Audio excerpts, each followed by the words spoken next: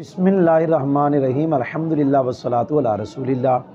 سورۃ الاخلاص کے یہ الفاظ طیبہ، سورۃ الاخلاص کے هو اللہ احد، اس میں کل ترکیبیں جو کی جاتی ہیں عام طور پہ وہ 3 ترکیبیں ہیں۔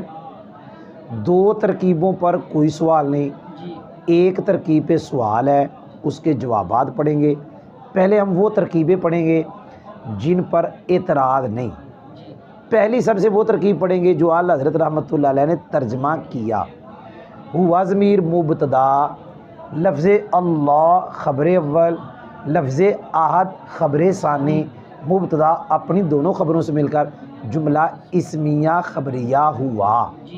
ترجمہ وہ اللہ ہے، وہ ایک ہے۔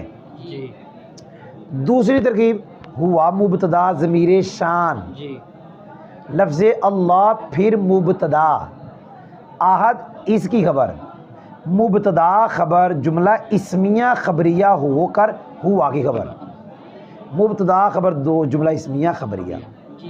وہ اللہ ایک ہے۔ میں پھر یہ دونوں ترکیبیں دہرانے لگاؤں، مبتدا خبر اول خبر ثانی، مبتدا دونوں خبروں سے مل کر جملہ اسمیہ خبریہ۔ ترجمہ وہ اللہ ہے، وہ ایک ہے، مبتدا ضمیر شان، مبتدا خبر مل کے جملہ اسمیہ خبریہ ہو کر خبر، مبتدا اپنی خبر سے مل کر جملہ اسمیہ خبریہ۔ ترجمہ وہ اللہ ایک ہے۔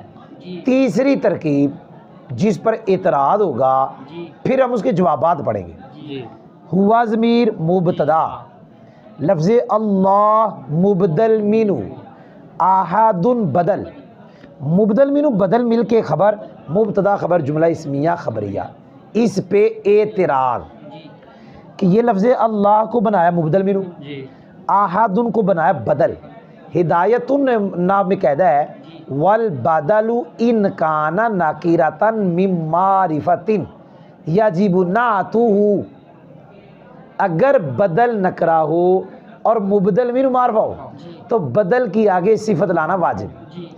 ترکیب والوں نے کہا کہ مبدل منہ بدل، یہ معرفہ یہ نکرہ، آگے صفت نہیں آئی۔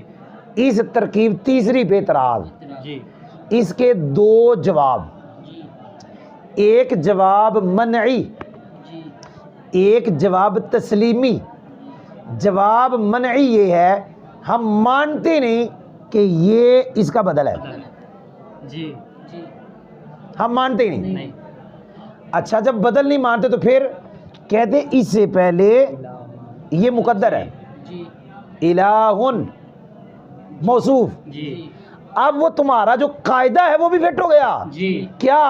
لفظ اللہ مبدل منہ، الہ بدل نکرہ ہے اور آگے صفت آئی ہے، آگے موصوف سے مل کے بدل۔ احد بدل نہیں ہے، بدل ہے الہ، وہ موصوف ہے اور یہ صفت ہے، اور مبدل منہ یہ تھا، وہ نکرہ بدل تھا، آگے صفت آ گئی، یعنی احد بدل نہیں ہے۔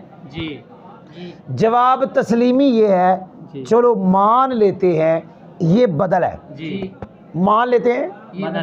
پھر اس کے 2 جواب، ایک آسان جواب جو سنبٹ کے حاشیے میں لکھا ہے کہ صفت لانا جب بدل نکرہ ہو مبدل منہ معرفہ ہو اس وقت واجب ہوتا ہے جب مبدل منہ بدل کا لفظ ایک ہو، جیسے بن ناصیہ، بن ناصیۃ کاذبہ، یہ دیکھیں بدل، یہ مبدل لفظ ایک ہے، یہ بدل یہ مبدل لفظ ایک نہیں ہے۔